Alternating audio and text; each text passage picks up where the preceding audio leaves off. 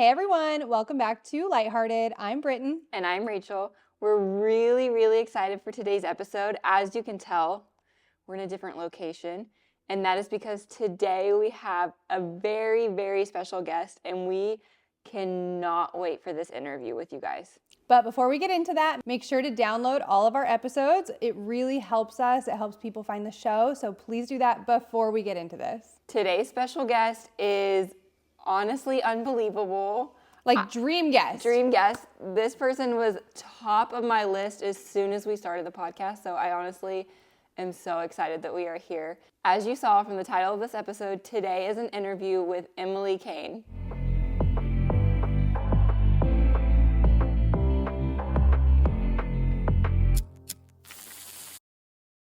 Emily, thank you so much for joining us today. We are so excited that you are here. Oh, I'm so excited. What an honor. My first podcast.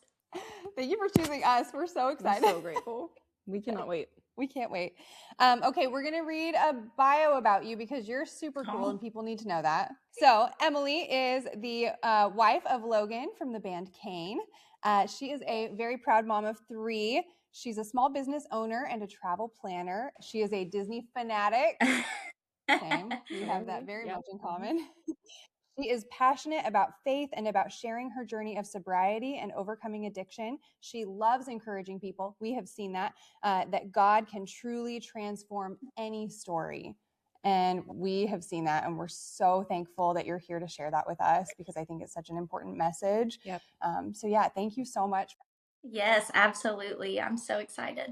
You know, this is like a really like vulnerable thing. So we just are so grateful that you're willing to share this and that it's going to like touch so many people and help them to share their own stories and to feel connected. So we always start off by asking our guest 3 questions just to kind of like segue in and learn a little bit about you. Yeah, let's do it.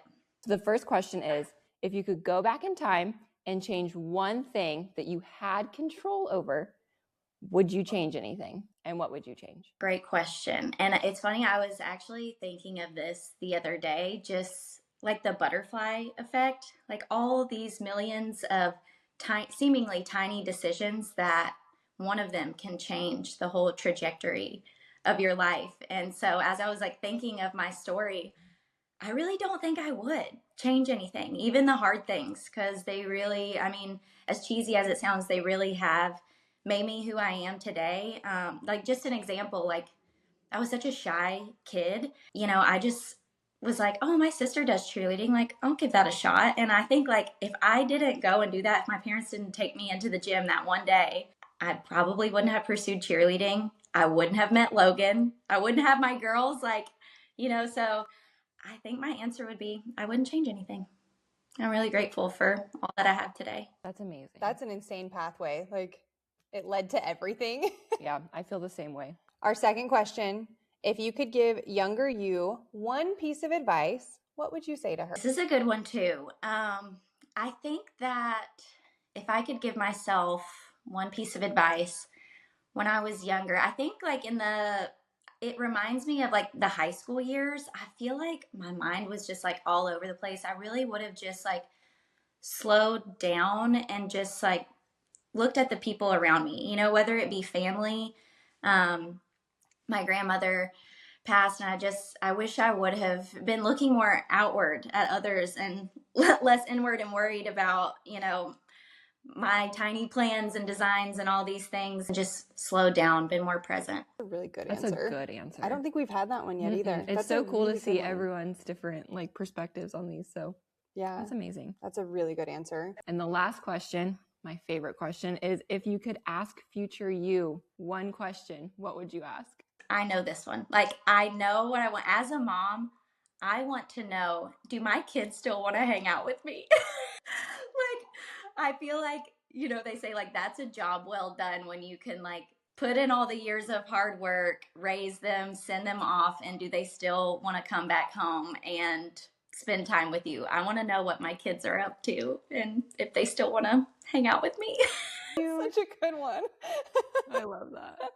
That's so good. I It bet, is so I real. bet they will though. I bet hope they so. will. Yeah, I feel like you guys are cool. I love those little girls so much. Okay, also like super side note, I feel like the parents who kids don't want to hang out with are not the ones asking that question. Do No, you know what I mean? that's a good Like, point. Good point. if you're asking that question, That's a they're good gonna want to point. hang out with you. But I can't want it too bad, you know? All right, Emily, I feel like Rachel is very familiar with your story, which I just love. I have heard many bits and pieces of it, and like I just think you are incredible. Would you mind, like, I know you've lived a lot of life, so it's not like a quick recap, but could you just kind of give us like the condensed version of your story, so that we can get to know you and kind of see where you're coming from? I'll try to condense it as much as possible, but you're right. I have lived a lot of life. So yeah, basically, I grew up a little different than my husband's family. I come from a long line of mental illness, addiction, alcoholism. My grandfather was a devout atheist, died a alcoholic death. My mom's alcoholism led her to a meth addiction, homelessness, and so kind of growing up in that environment, there was a lot of chaos, a lot of fighting, struggled a lot with loneliness and fear. And so at 12, I started drinking. At 14, I was going to college parties. At 16, I developed a very severe anxiety panic disorder. I was constantly in fight or flight, thinking I'm going to die. And, you know, there was no talk of God, eternity, what happens to you when you die. So for somebody that's thinking that they're dying all the time, that's really hopeless place to be. So anyway, I knew that my ticket out was cheerleading. That was like the one thing that I knew I could do. I wasn't good at many things, but I was really good at this one thing and I loved it. I did whatever it took. I was always in the gym, very dedicated. And so it's kind of funny. I can see where already, not even knowing God, but I can see now in this part of my story where God was really, you know, orchestrating my life. There was a guy, an assistant principal at my high school, who approached me my junior year of high school. And he's like, "Hey, I heard a little bit about your story. I drafted this letter that we can submit to the Board of Education if you want to graduate early and go get on scholarship at UK and give it a shot and get out of the house. Here it is. Read it over and let me know what you think." And I'm like, looking back, I'm like, wow. But in the moment, I was kind of just like, sure. You know, I couldn't even appreciate what a gesture that was. And so, anyway, I was just like, yeah, I get to come out of all these like hard classes and just like do what I need to do. I got pulled out of trig and just like went in the counselor's office and just did kind of the bare minimum to to graduate early. And that's what I did. I went to college. I knew I always wanted to go to University of Kentucky, very prestigious cheer school. It was a lifelong dream. And another part of that was if you make their blue squad, basically like their varsity team, you get your school paid for. So I was like, yes. And so I go, yeah. and I'm not lying to y'all. They asked me, I go in the little undergraduate, you know, counselor's office, and they're like, okay, what do you want to major in? I'm barely 17 years old. You know, there's been no college prep up to this point. And I literally was like, ma'am, what's a major? I mean, that is how clueless I was. I was no idea.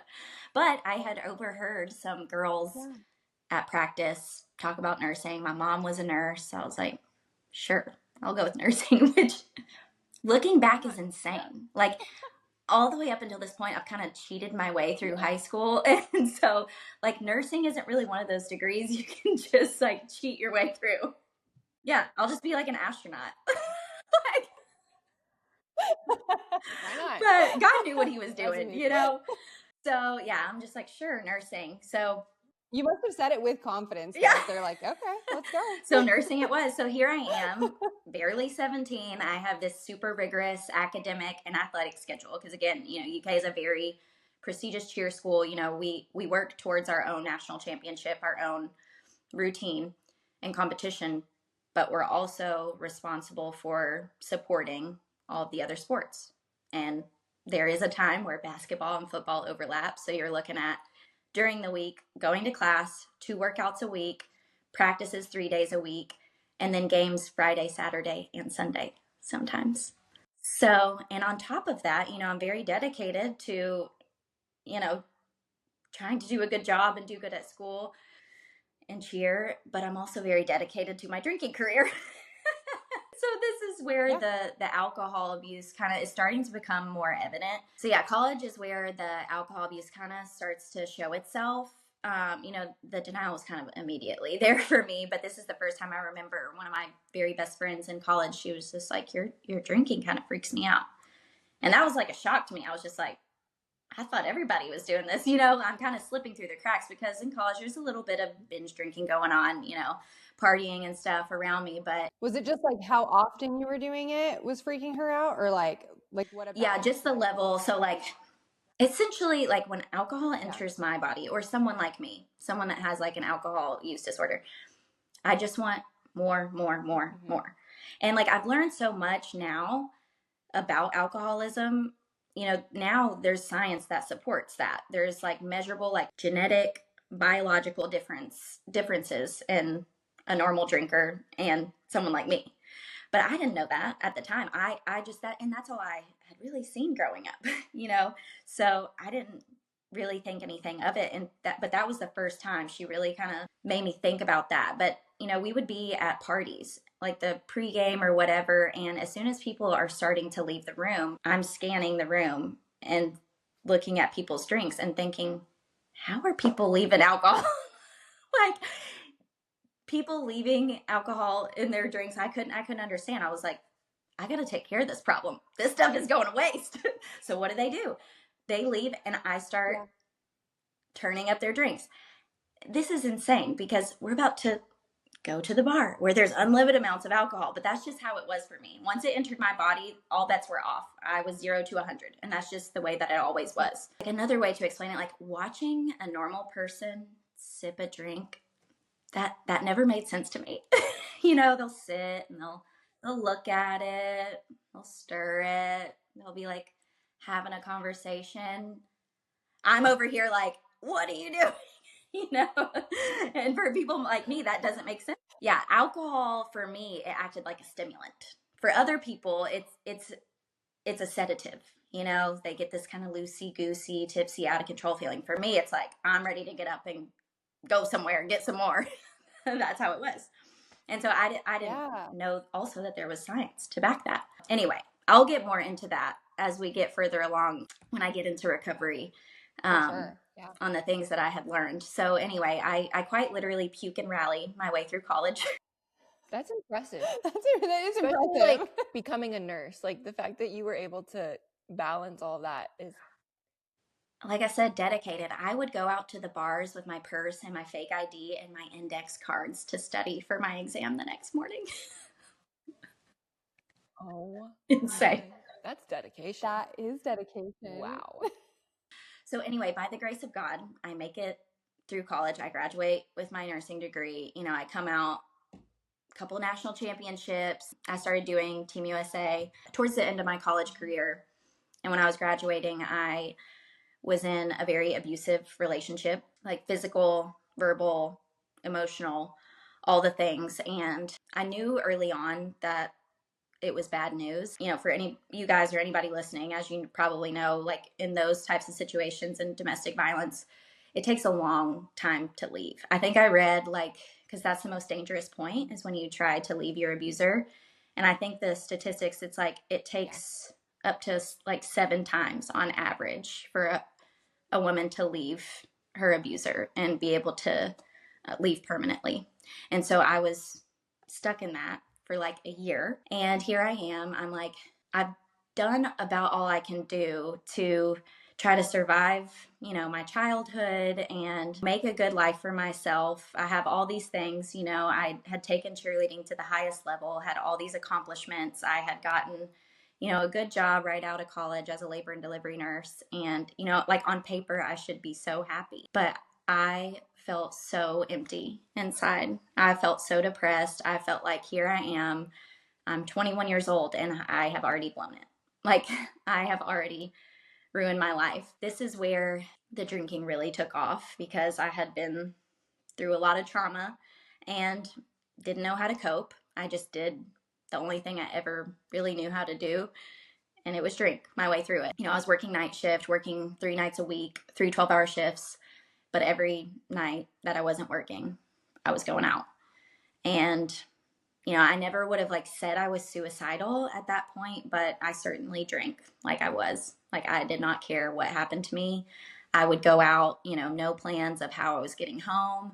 There were so many times like I would walk home, sometimes just waking up like in a stranger's bed or somehow making it in my bed, but I'd have scrapes and bumps and bruises from walking like miles home, not having any recollection of what had happened to me the last 12 hours. I can't tell you how many times I gambled with my life, how many times I should have been arrested or killed, but God had a bigger plan for my life. And I'm thinking about all of the people that like kind of like touched you along the way to like kind of keep pushing you in the right direction. Like the guy at your school that was like, hey, here's this great opportunity to get you out of your house and like maybe help you like turn your life into something better. And then like your friend who was like, hey girl, this is kind of scary. What are you doing? Yeah. Like, I'm like the people who cared about you, who like said something and did something. That's so like, that's really inspiring. What I am like picking up so much is that like even though you weren't a Christian at this time, you weren't going to church, you didn't know God, like it's so evident that God was with you that whole time, like leading you where you were going. It's like placing people in your life to get you there. Yeah, I know. And the bravery and the courage to say something like that, like you said, that assistant principal and my best friend, like, so like, yeah, moral of the story is like, yeah, don't give up on your people, and don't be afraid to speak truth and love into their lives. Yeah, because that definitely made a difference for me. Post college, I leave this relationship, and not long after this, like in the height of my craziness and depression, I get a message on Instagram from Logan Cain, and I had no idea who he was. He messages me. He's like, hey, I really want to do Team USA. After college, I had tried out and competed with the US national team. And so cheer isn't in the Olympics. So we just made our own competition. And so yeah, I did Team USA cheer I had done it a couple years at this point. And so he reaches out and he's like, hey, I really want to pursue this. This is a big dream of mine. I want to try out with somebody that has done it before. Will you help me train? And I was like, yeah, sure, whatever. I never had like really trained for it before. I was such a mess. I would just like show up and wing it.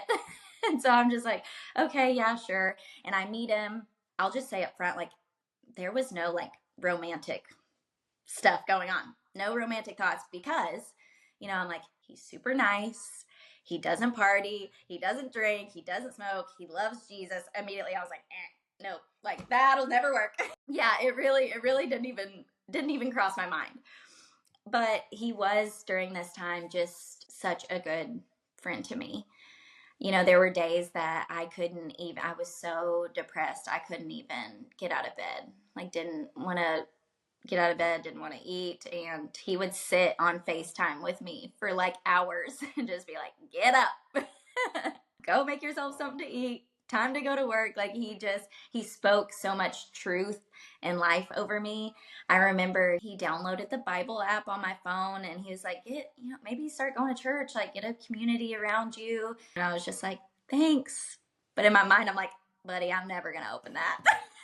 That's just taking up storage. Like, what are we doing? Yeah, exactly. But it really was just, on paper, like I said, I should have been happy. But I was just so empty. I felt like I was in a room full of people like screaming for help, and nobody could hear me, but he heard me. He saw right through that, and he would ask me like, how are you doing? And I'd be like, oh, fine. He's like, no, seriously, how are you doing? He really called me on it and was like, I care about you. And I really hadn't like experienced that before, that like just unconditional love. He wasn't trying to get anything from me.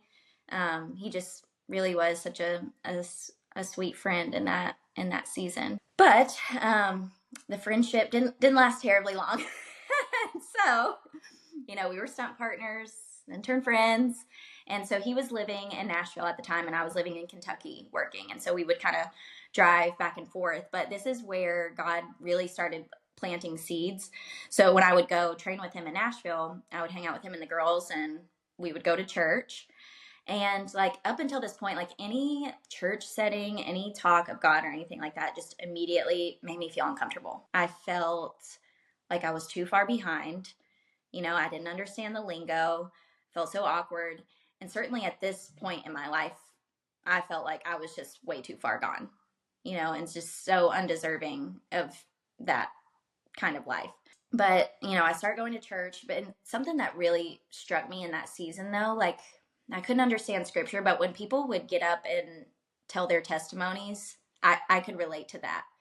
I could relate to somebody being in a really dark and hopeless place. And I started becoming really curious about the hope and the joy that they had found. So when we start dating, like the day that we decided like maybe we're gonna like be more than friends or whatever, Logan, bless him, in this season of life, he was just a little bit non-committal. And so he kind of like pretty shortly after backtracked. Like he was the one that was like, hey, kind of, what about me? And then he kind of like immediately backtracked and was just like, I don't know. I don't want to mess up our friendship, that thing. And I was just like, then I got mad because I was like, after all of this, you're not about to friend zone me after what I've been through. And at this point in my life, I was black soul, black heart, like hold a grudge. I don't care. Like if you hurt me, you're done. Like I can shut you out of my life like that. Like I did not care.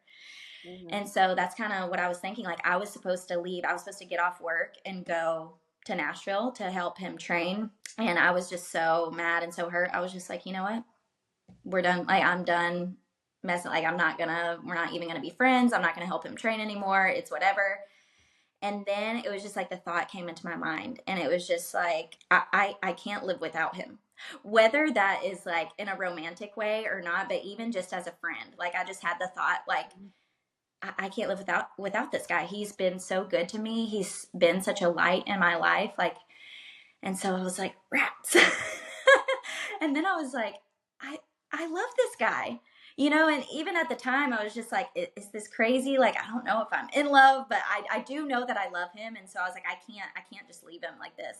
So I get off work. I haven't slept. I've worked 12 hours and I immediately drive, and it's a 3.5, 4 hour drive. Meanwhile, my phone has died on the way to Nashville, and I'm not very good with directions, mind you. So I basically just like Lewis and Clark'd it to his house. Oh my God. He's living with Madison and Jared at the time.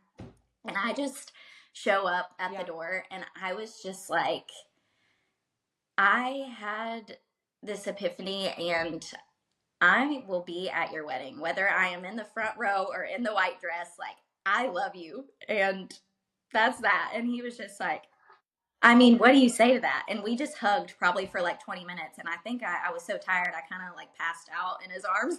It was just like, okay, we're going to give this a shot. And I remember one of the first like 2 things he asked me, because, he's growing up as a pastor's kid. This is kind of like a big no-no, like dating someone who really you're not sure like where they're at with God. And so that was one of his first questions, is like, where are you at in your relationship with the Lord? And in my mind, I'm like, square one, ground zero, like you're like, I have the Bible app on my phone. Yeah. And so he's like, okay, I can work with that. If you're not like downright, like I'm an atheist, no belief, like, or, like right. We can work with this.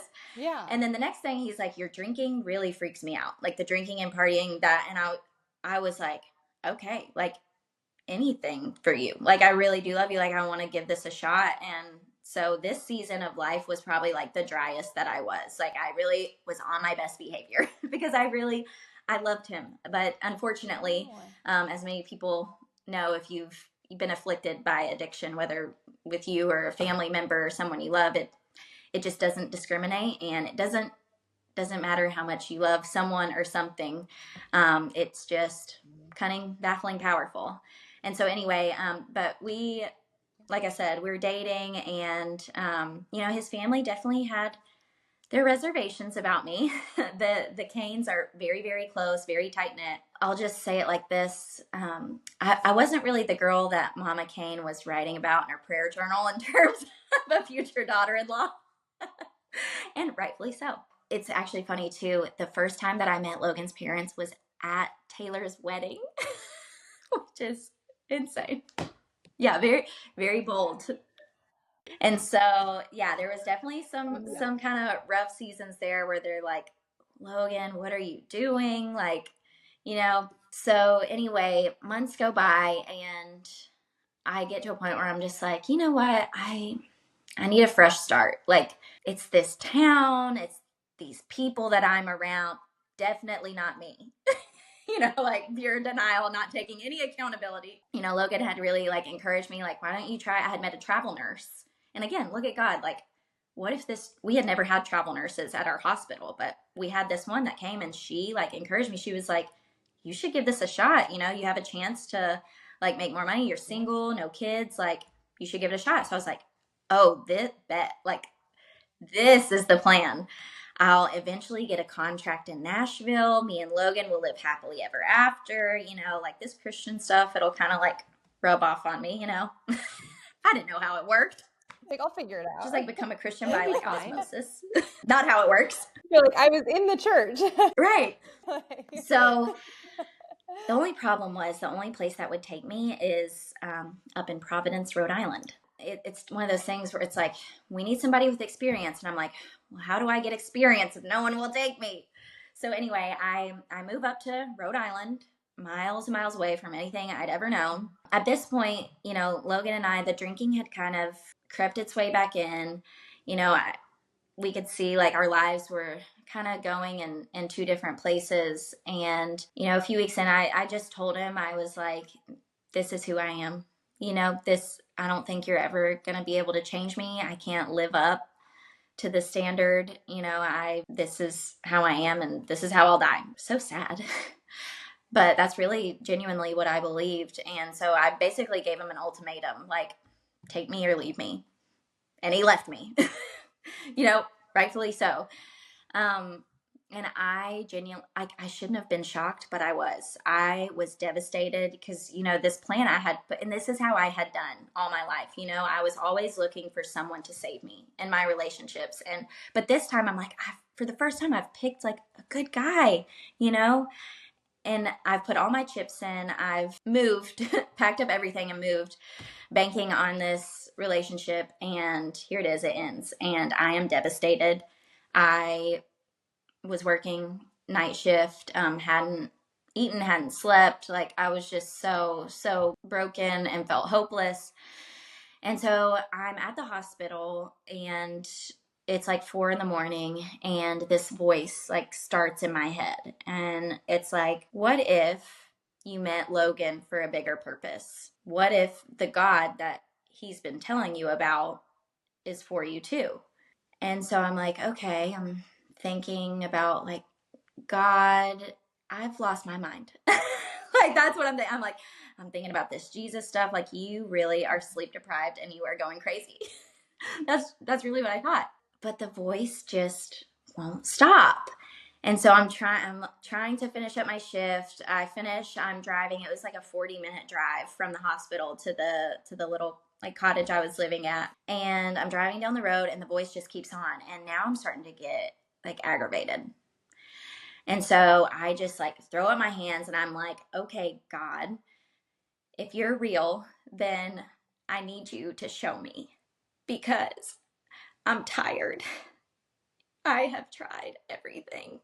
I was just like, if you're real, I need you to show me. And I kid you not, the presence of the living God showed up right there in my car. And just a side note, as this is happening, I'm getting pulled over. And let me back up. I heard the voice of God for the first time. When I had heard people say that, I didn't understand what that meant. What do you mean? And this time I experienced it for myself, and he spoke it right into my heart. And he said, now you see, nothing else can fulfill you but me. There's no relationship with a man, no amount of alcohol, no accomplishments, nothing will satisfy you but me. And so I gave my life to Christ right there in my car. It was unbelievable. So yes, I'm getting pulled over while this is happening. The officer pulls me over, and I'm like, I swear I'm not doing anything bad this time. Like, I think I just met Jesus, and he's like so confused. He's like, I don't even know how to take this information. Like, he just lets me off. He's just like, please just go. He's like so scared. Like, yeah, you need to go home. And so I call up a friend, seemingly random, but it's like, this was a friend that I had met in middle school, high school, that was a Christian. And so I call her up, and I'm like, Amy, something happened to me. And I tell her what happened. And I was like, am I nuts? And she was like, no, girl, like, you just met Jesus. This is real. And she's like, and you need to go home and write everything down that happened to you. And so I pull up into the driveway, and it's like, what happened to me it was so tangible, and it felt so real. But there was a part of me that a little bit had some like fear of like, I don't want to go to sleep, because every high that I'd had before, like, eventually came crashing down. And so I've just experienced like the biggest like spiritual high, the biggest high in my life. And I'm scared, because for the first time in my life, I just felt peace. The peace that surpasses all understanding, that no matter what happened to me, I was going to be okay. Whether the relationship worked out or it didn't, or I got the job or I didn't, I was going to be okay, and that I was loved unconditionally. And so I get home and I fall asleep, and I sleep for like 10 hours, like best sleep of my life. And I wake up, and the peace is still there, and the presence is still there, and it's never left. And so I started going to church. I downloaded that Bible app. I re-downloaded that Bible app. I started going to church, started reading the Bible. Did you start going to church on your own in Rhode Island? Like, you just started showing up to one? Yes. I mean, I can't take any credit for this, guys. This was the Holy Spirit. It had to be, because this is not something that I would do. And there's so many times, I mean, maybe we'll get into it, but like so many ways that I was trying to screw it up, and he didn't let me. The only thing I did right was I just clung to Jesus. That's all I did right. And so, yeah, it was this cute little church up in Rhode Island. They actually met in a movie theater, and they like sold popcorn during the service. It's so cute. I got baptized up there in the ocean, and I look back and I'm like, how sweet of that church to just take in a stranger. I mean, that's what we're supposed to do, right? But they just took me in, and they videoed the whole thing, and they were so sweet to me. And so, yeah, for the first time, scripture, it started making sense. These stories, I could see myself in these stories in the Bible, and the words were just jumping off the page. I'm like, okay, God, what now? And he was like, you're gonna keep traveling, keep travel nursing. And the nature of travel nursing, you move every 3 months. The contracts are 12 weeks. And so I just think, wow, the protection and the care of God, that like, moving to a different place every 3 months, I could have easily just been like, like, I'm starting fresh. Like, they didn't know me. He carried me and protected me through all these seasons. And I was just so on fire for the Lord. Like, he was healing so much in me.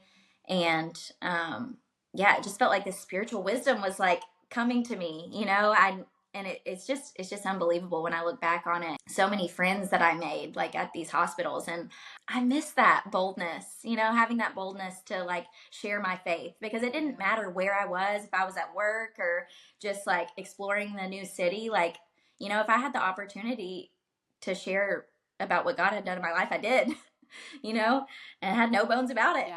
Yeah, it was a really, really sweet season. But as you guys know, it wasn't this, I wish I could say like I never picked up a drink again and everything was just sunshine and rainbows. But if you've been walking with the Lord for a while, you know that's not usually how it goes. And not to say, again, that there wasn't some miraculous immediate healings for some things, but this is how I know I'm alcoholic, okay? Because the alcoholic in me is like, I'm going to find the loophole. And so I'm like, okay, I don't identify with the party girl anymore. I don't identify with that. But I know Christians that drink. Like, maybe I'll just be like a beer, wine girly, even though that had never worked before. This is how slow and silly I am, You're in the right place. I think now I've got the power of God to help me be a normal drinker. Like, this is literally what I thought. Drink with dinner, like casual. Yeah. Yeah. And for someone like me, that just, it doesn't work. Like I said, once it goes into my body, all bets are off. But this is the point where I'm really starting to get stumped. I'm really starting to get puzzled because, I'm giving it my best effort to really try to only have a few drinks, and I'm still ending up with the same consequences. And now I have, all these horrible, like, physical consequences, but now I've got the conviction of the Holy Spirit that I never had before, a loving conviction. But I felt so stumped and defeated. So I was like, okay, this, social drinking experiment didn't last long, and that's just not for me. Like, I need full abstinence. And I remember, like, I wrote it in my prayer journal. I, told a couple close friends about it. And 2 weeks after that, I landed myself in the hospital from drinking. And this is the insanity of the disease of alcoholism. That promise that I had made a couple weeks prior to never drink again, I didn't even think about it. Like, I can still feel the bruises on my chest from them sternal rubbing me, because I was out, and they told me, like, you really almost lost your life this time. I came to in the ambulance, and of course, I'm screaming, I'm cursing at the people that are trying to save my life. And every time then the staff is turning their backs, I'm trying to escape. Why? Because I want to keep drinking. And so I come home from that experience, and I'm feeling horrible. Like, I still have the shakes, so hungover. I mean, really, it's past this point of like hangovers. It was like real withdrawal. I would have panic attacks. I would be shaking so physically ill. And I was supposed to go into work that night. And the Lord, the Lord is so kind. The staff calls me from the hospital, and they're like, hey, this will never happen again, but we're good on staffing tonight. You don't have to come in. And I was like, God is real. I was like, God, okay, whatever you say, I will do for real this time. Yeah. I mean it. Yes. And he said, you're going to go to recovery. And this is how I know it was from the Lord, because I did not want to do it. Like, those experiences, like, I wouldn't choose that for myself. Like, please don't make me do this, because I'm like, I'm 23 years old. There's no way I can be an alcoholic. And I have these other people in my life that I know, and I was always comparing myself. Well, I'm not as bad off as them, and I don't drink every day. And, it's all these yets, because it's a progressive disease. Well, I haven't been arrested yet, or haven't gotten a DUI yet. All of these yets. And so they were coming, as you can see, the trajectory. I'm like, okay, fine. And so I just Google like recovery meeting, and don't you know, the very first meeting that I went to was a young people's meeting. And so I don't think that was by coincidence at all, because that was such a big barrier for me, was the age factor. And so here I am sitting in a room full of people, 20 somethings my age, that are just like, yeah, I don't know why, but I have this disease. I don't drink normal, but there's a solution for it, a spiritual solution. So I show up at this meeting, and, they can smell the new on me, I guess. And, a few women approach me, and they're like, how you doing? And of course, what do? I lie. I'm like, I'm doing fine. You know how we do. Oh, I'm fine. They're like, baby, you still have your hospital bracelet on. I was like, okay, so these people are going to hold me accountable. Wow. So you got caught like immediately. That's fun. Yes. And thank goodness. And so, a lot of these meetings, if you're not familiar, so like when they have like a chip system to designate like links of sobriety, to celebrate links of sobriety. And, there's the like white surrender chip. And even then, I'm brand new. This is my moment. They're like, anybody want to take a chip? I knew. When I sat in that chair, I immediately was like, I'm in the right place. God has put me where I'm supposed to be. But even still, they're like, all right, who's ready to start this way of life? And I'm like, trying to like disappear. And thank God for the people around me. They quite literally pushed me out of my chair. That's you. And I'm so thankful for them, because what would have happened? How long would I have spent trying to hide and, just not accepting the help? It makes me wonder like how thankful they were to have people pushing them to go get their white chip. Do you know what I mean? Where it's like they needed that person and now they're being that person. Yes, yes. That's so much of the program too, is like the way we keep it is we give it away, you know? And so Yeah. Yeah. that started just this amazing journey of 12 steps, and they really changed my life. And it's not to diminish what God had done. And I think this is a big misconception with people in 12-step recovery and faith, is like they work together. The steps, they were based off Christian principles, from Christian people, but it just breaks. I think a lot of people have issues with like the term higher power. There's some recovery programs that just break down the concept of God a little bit further. So it's not saying it's not God. It's just saying, like, if you come from a broken place, because a lot of alcoholics, they come in, they're so broken. A lot of them have like church hurt or church trauma. Even just the mention of God, they're gone. And then, Like Yeah. you want them to stay. Yep. Yeah. yes.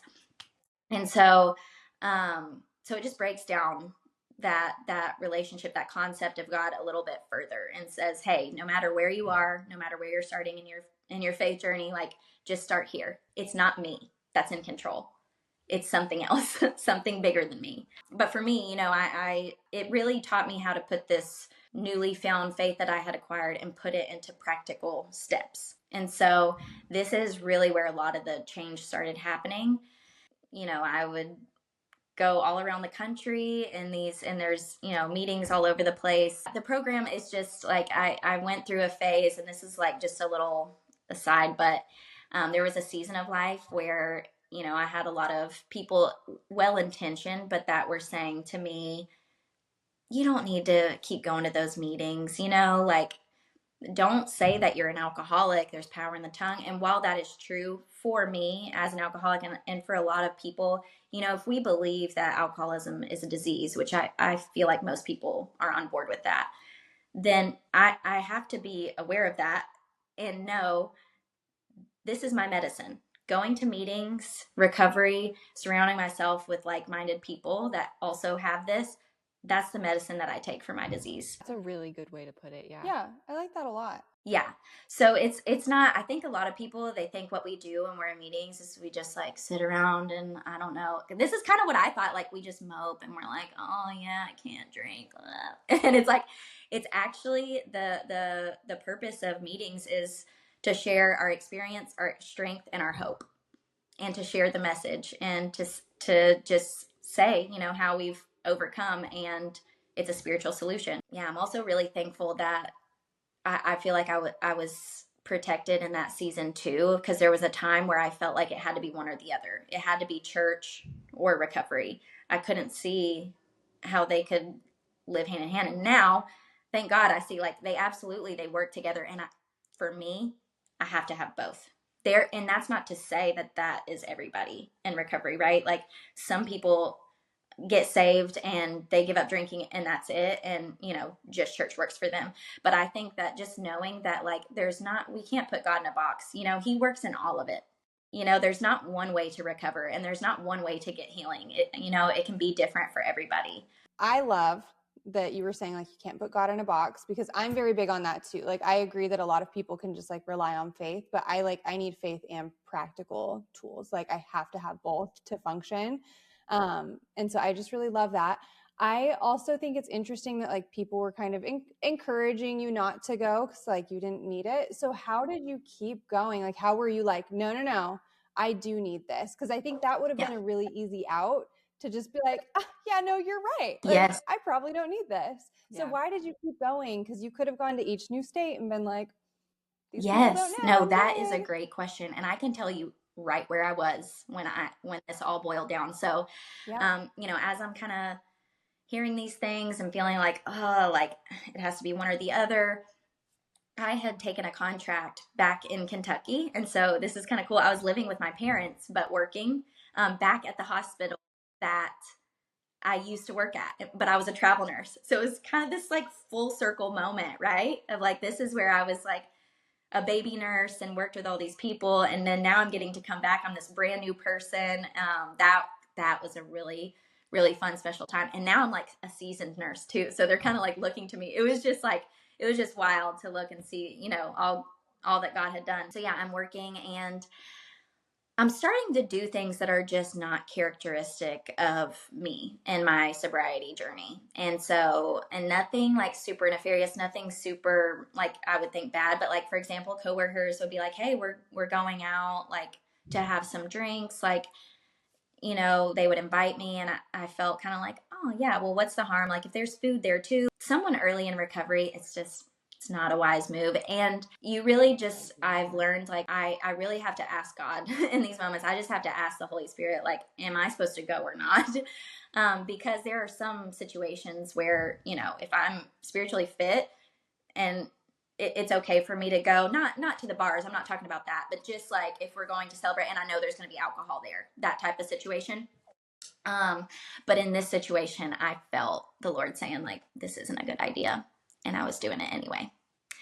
And so this was a really tough season where I felt like, oh, well, I'll just go, but I don't have any desire to drink. I don't want to drink, but like, I'll just go be around it. I'll just go live in the world, even though I know it's probably not the best thing. And so it just started kind of eating away at me. And I don't want to say like I was really tempted, but it's one of those things you look, and I sit in the rooms now and you see people that talk about having years of sobriety and then they relapse, and you think, how could this happen? It's just these tiny little missteps. The stuff that recovery had brought me, all the good things, I started, stop going to meetings, stop keeping in touch with a sponsor, that sort of thing. And so those are the tiny little missteps that end up in a relapse. And so God protected me. I never took a drink, but I do remember being at my parents' house, and I just felt so bad inside. I was back, like, I might as well be drinking, like the way that I feel inside, like, this doesn't feel good. And in the recovery circles, we call it white knuckling it. Just that dry drunk where you're not drinking the alcohol, but the way you feel emotionally, spiritually, just this discontentment. And so this was one of the first times, and I've only done this a handful of times, but really just physically gotten down on my knees to pray. And I was just like, Lord, I need help. It was a very simple prayer, but like, help me. And he was like, all this time I had done these like temporary sponsors, and he was like, you need to tell somebody, and you need to get someone in your life, like a sponsor, a permanent sponsor. And so that's when it really, like, he just told me, like, you need this in your life. You need this discipline. Yeah, again, it's like I can't really take credit for it because the Lord just spoke it to me. And I'm sitting here thinking, like, why don't I do that more? Like, I'll just be like I'm like wandering around trying to like make decisions in my own strength. Do you guys feel that? Like, I can be so indecisive. And then as a Christian, you get in your head and you're like, I just want to make sure I'm in God's will. And it's like, how do you know it's God's will? And it's like, you ask him and like, and you just make a choice and you do your best to do the next right thing. And then he'll continue to lead you. You know what I mean? No, we talk about that a lot where we're like, oh, come on. Like, if I just would have listened immediately. No, but I think that's everyone. I agree. Like, we all do that. Yes. Because we rely on us instead of being like, oh, well. Like, there is someone with all the answers. I should just Right. But... So, yeah, he was like, you need both. You need both.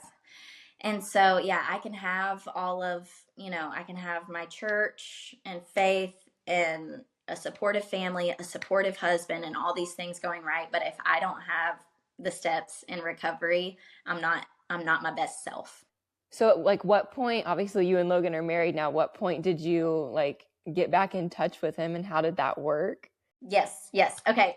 So back to the story. So I had gotten sober, and I had gone and flown back to, I did a lot of traveling, as you can tell.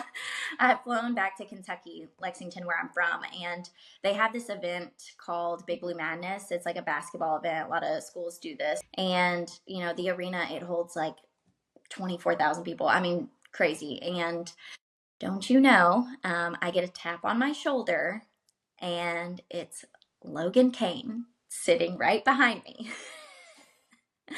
And I'm like, really, God? That's amazing. And we hadn't really spoken much since this had happened. And so he really didn't know like all that had gone in my life, and definitely like not getting sober, any of that. And so he was feeling kind of bad about how he left things, because he broke up with me, you know, in Rhode Island, never came to like visit me. And so he was just like feeling bad about that. He did not want to talk to me, but I was like, you have to hear what happened to me.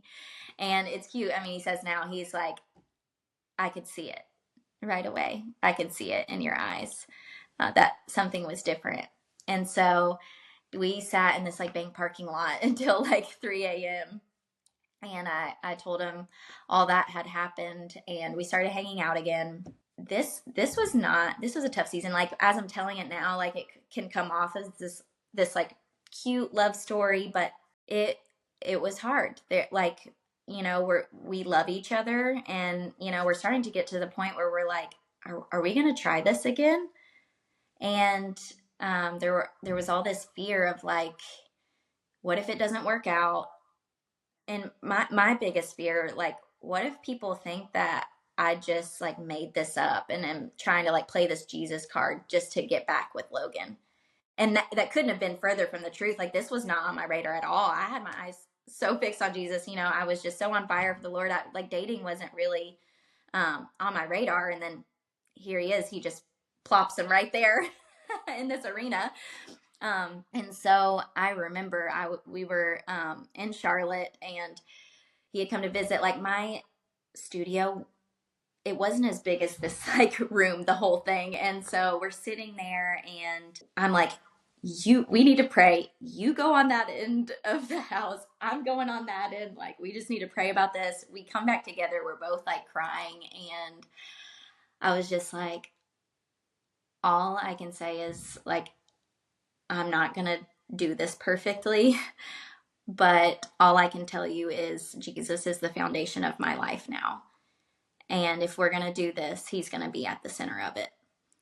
And here I am again, giving him an ultimatum. It's a better one this time. It's a better one. That's right. That's right. And so he was like, yes, we're going to do it. And that was in October of 2018.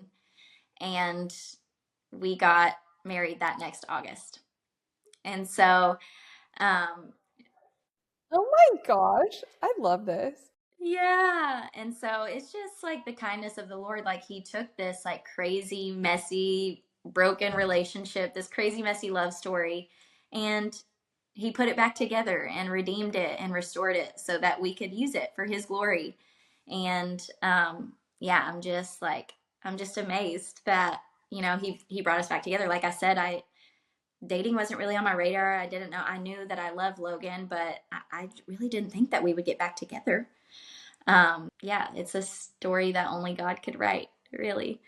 What stands out most to me, it's like, it's so incredible that, you know, you had met Logan, he had tried to, you know, get you to Christ or whatever he was trying to do at that moment, but you know, it was when you were separated that God met you, because he didn't want it to be tied to a human. Yes.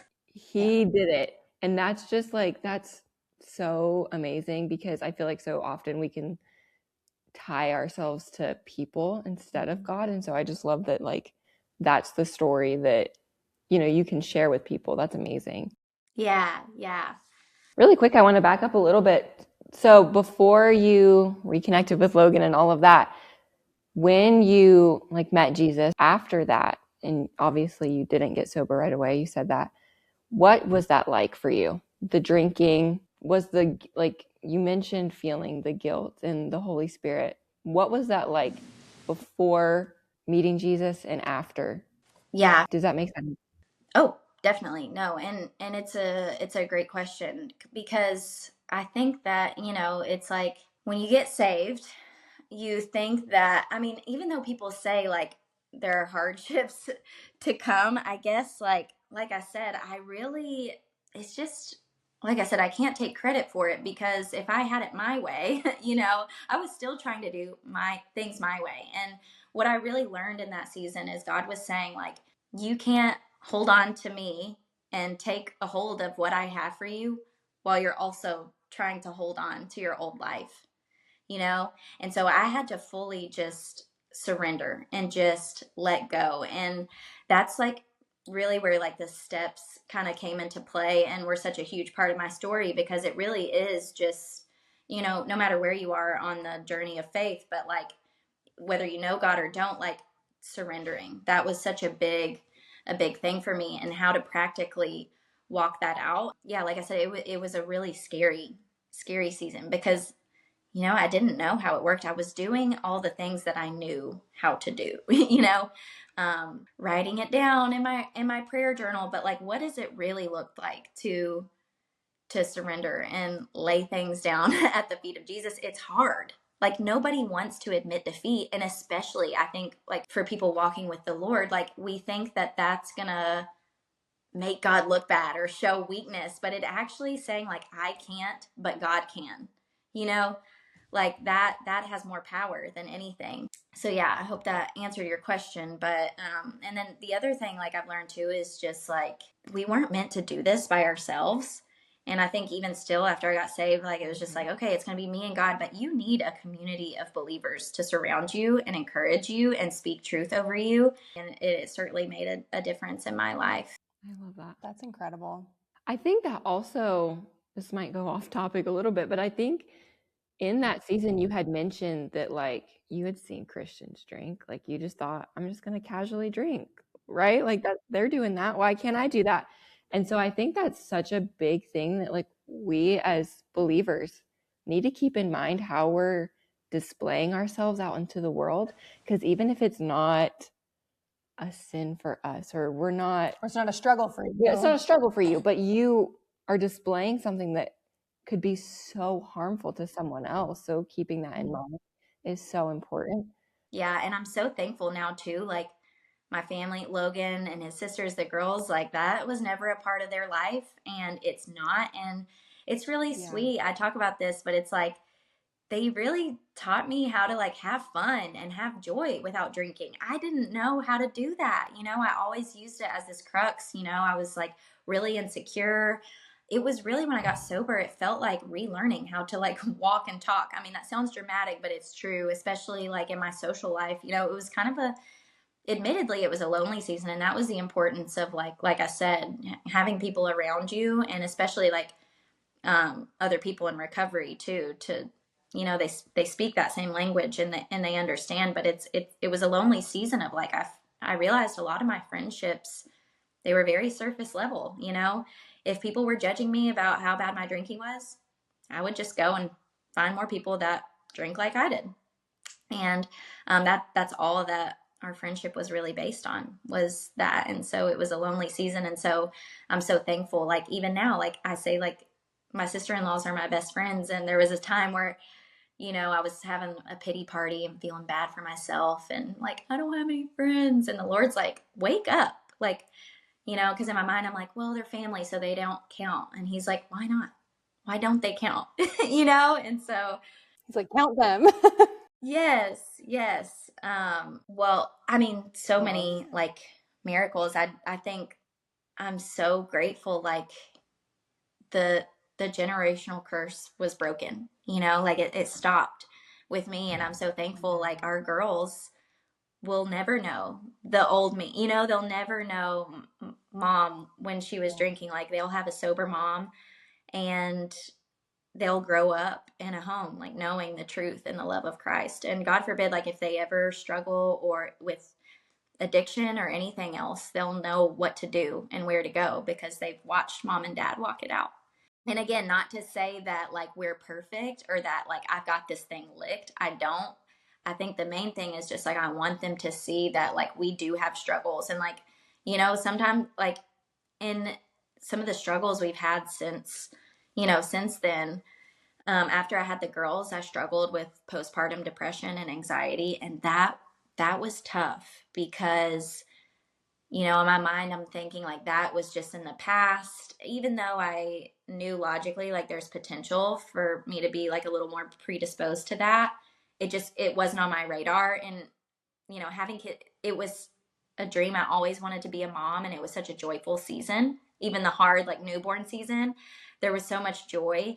I felt so scared, a little bit like and confused, because it really caught me off guard, because I wasn't expecting that. And, all the things that I had been doing in my life that I knew like worked, prayer, reading my Bible, going to church, all those things. And it's still like something was so off, and my thoughts were so definitely spiritual, but also like a lot of chemical, hormonal stuff. So praise God for medication and therapy and all those things. Those are God-given things that were really important for me in that season of life. And, it was actually my sponsor was the one that, and Logan too, that said, okay, now it's time. Like, we're going to go get some outside help. We need some help here. And so, he carried me through that season. And so now I can, they've seen mom cry. They've seen mom have a hard time. And it's like, I used to feel like, oh, I don't want my kids to see me like this. And it's like, why? It's important for your kids to see you overcome. And where do you go when you're having a hard time? I want them to see mom seeking the Lord in tough seasons. So, well, because then you're giving them permission to have a bad day too. And like, then they'll know where to go. Yeah, exactly. And then before we had Riley, so we had River, our oldest, is 4. Rosie, our little spicy middle, she's 2.5. And then we always knew we wanted 3 kids. I'm one of 3, and Logan's one of 3. So we felt like, 3's our number. We got pregnant and ended up having an early loss. And I was about like 7.5 weeks along, started having some symptoms, and they confirmed that we were losing the baby. And I had knowledge of that, and I knew the statistics. I was a labor and delivery nurse for 7 years. But it's still, after having 2 healthy babies, that really shook me and shook both Logan and I. We were not expecting it, and I don't think anybody really is, but especially after having 2 healthy children, it just wasn't on my radar. And so after that, it was one of those things where, like, all along, I'd known Jesus as my savior, my healer. But in this season, I really got to know Jesus as my friend, just as a comforting presence. And, I'd always, this is kind of like weird to say, I guess, but there are moments where you think like, oh, if this ever happens to me, like, what are the things that will, you kind of do this like worst case scenario thing. And this kind of was like a worst case scenario. That was like, I was living in it right there in that moment. Yeah. And like, in my mind, it was just like, me and Logan had to cling to each other and cling to the Lord and just say, like, the devil has no place here. Like, in our minds, in our home, like, he is not going to win.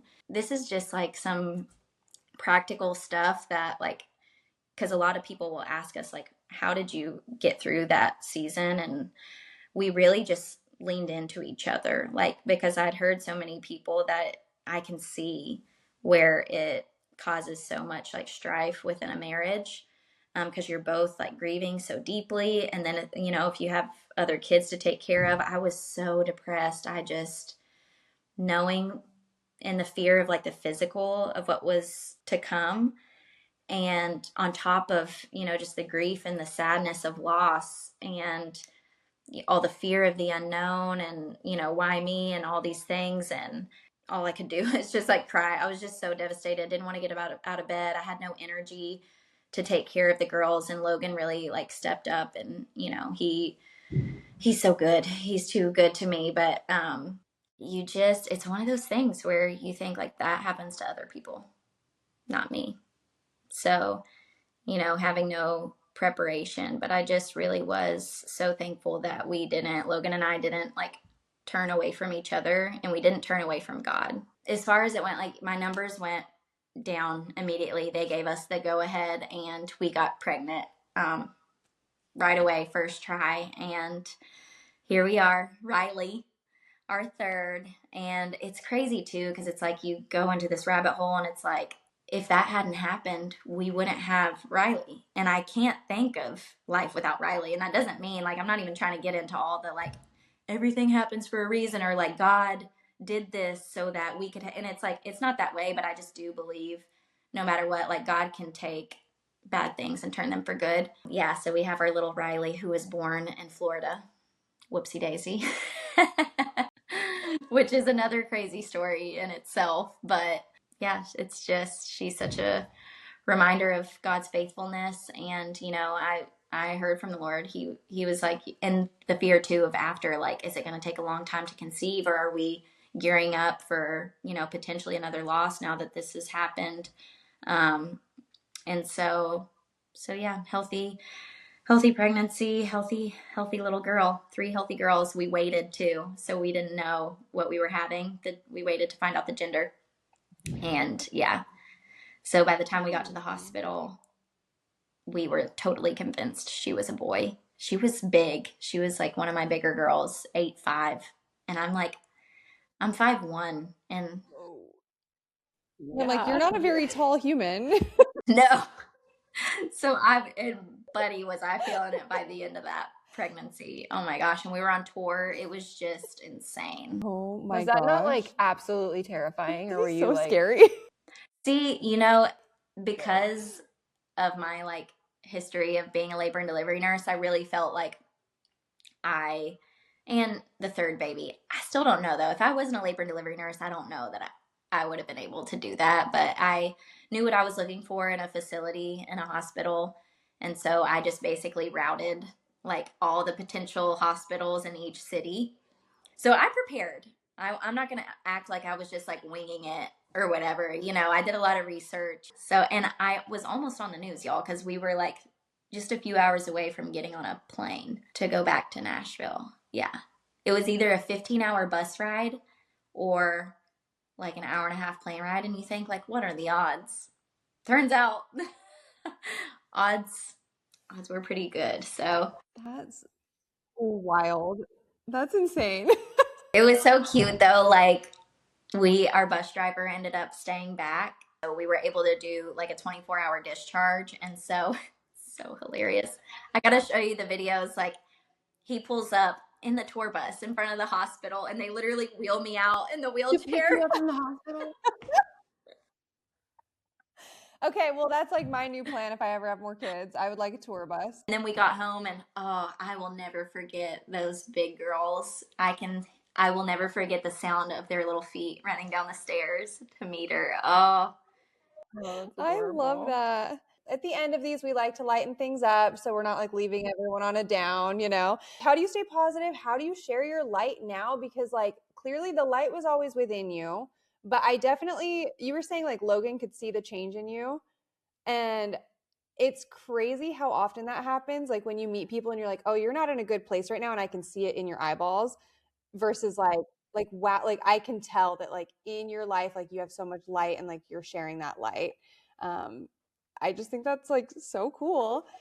So like, how do you focus on sharing light with other people right now? Because like we can see it, it's like oozing out of you. We love it so much. Like, how do you do that?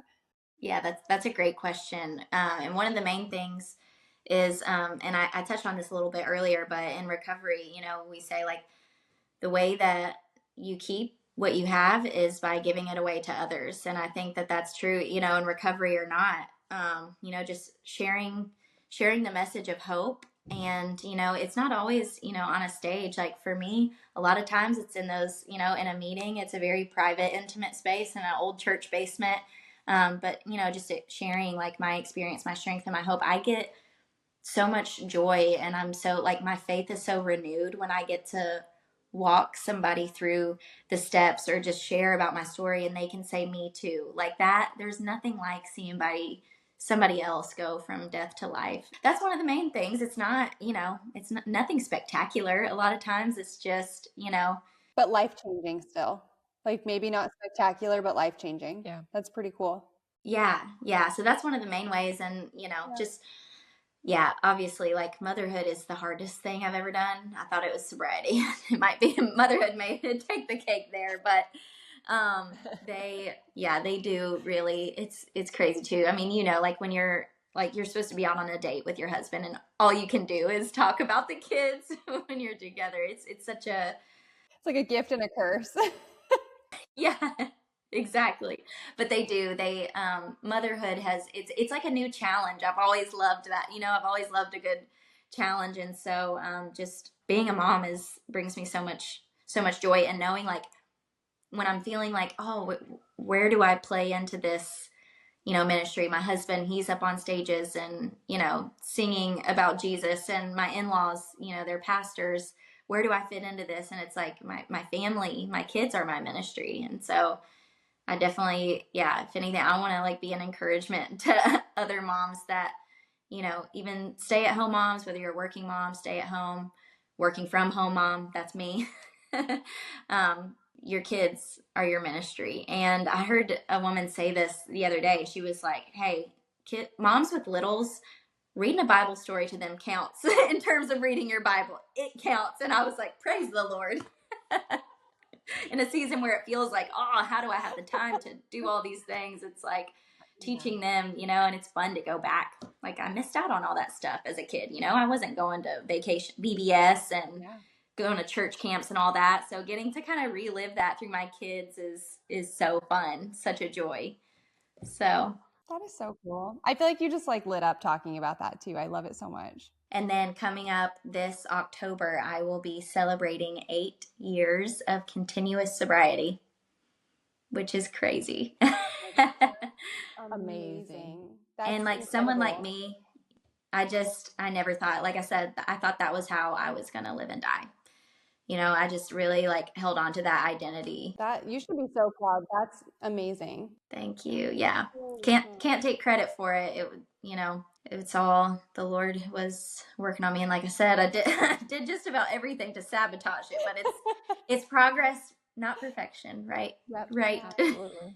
Is this something that you are going to like be open with your kids about, or is it going to be like when they're struggling, then you'll talk about it? Like what's kind of like your go-to there? My kids, when they were babies, like they grew up in meetings, and so I feel really thankful that the community has been so accepting of having kids around, but we haven't really talked about that, Logan and I feel like I will once they're old enough to like kind of understand, because I don't think that hiding things from them, obviously you have to make sure it's like appropriate, like developmentally, that they can like understand. But no, we'll definitely be having a conversation about that, because like I said, for me it started, and now like with phones and technology and just the way things are now, I think that may be happening sooner than I think.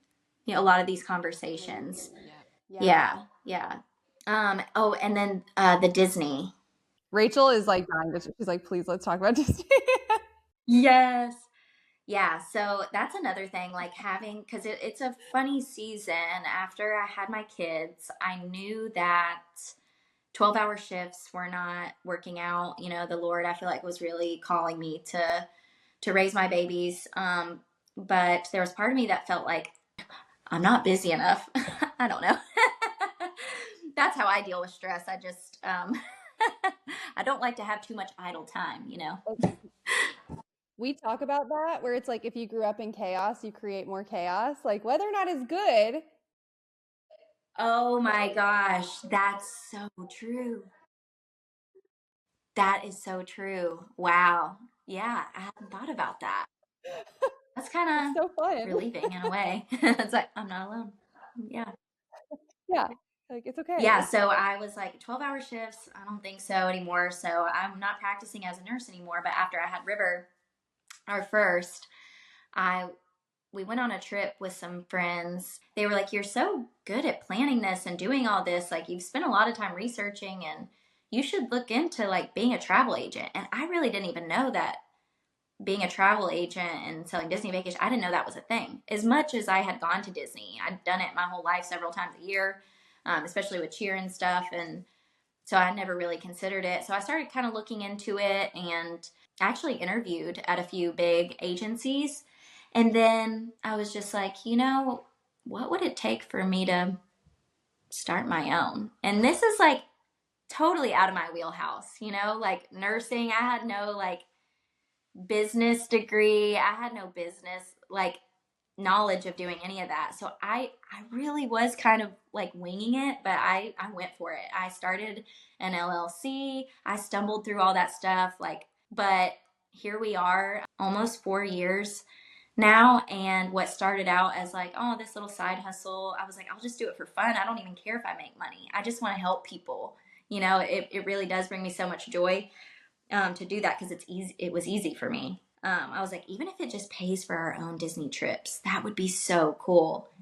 And y'all, God has blessed this thing. I mean, it's just crazy. Like, I was just looking back just at this past year, and it's like, not only like has it paid for our trips, but I'm contributing to like our finances and like our budget and stuff. And not that money is everything, but it is just really cool to see how, even in all the doubting and the fear of whatever, but like if God gives you a dream, like just say yes, and you never know like what he'll do with that. So That's incredible. That's so cool. No, I love that. And I love that like you're a figure it outer and that's evident through your whole life. But like even with this venture, I just think that's so cool that like God works with every different personality type and he works very well with every personality type. And I just love it. Okay, well, we touched on a lot of stuff and we are like so grateful that you were willing to share that. I know that that's going to impact like so many people Yes. and they're going to be able to relate to that. So thank you so much for coming on and being our guest. We've made it. We can quit now. No, I know. I'm like, we are so honored.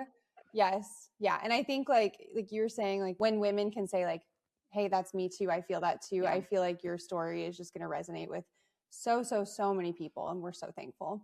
oh, thank you guys. Yes, that's the hope. Yeah. Thank you. I appreciate it. Okay. Well, to the listeners, LightHearted's over. We hit our goal. Thank you for Emily's actually taking over. This is her We're podcast done. now. Hey, don't tempt me with a good time. Well, Emily's amazing. If you want to follow her, all of her stuff will be linked below. So don't forget to do that because she is definitely worth following. So get on there and do it now. Thank you so much for joining us today. If you're enjoying LightHearted, don't forget to subscribe and leave us a review. It really helps us reach more people who need a little more light in their lives. And be sure to follow us over on Instagram and TikTok at LightHeartedPod for behind the scenes content and clips of our episodes. Also, be sure to check out our merch. Every single thing that we talked about will be listed below in the show notes. And don't forget to stay lighthearted.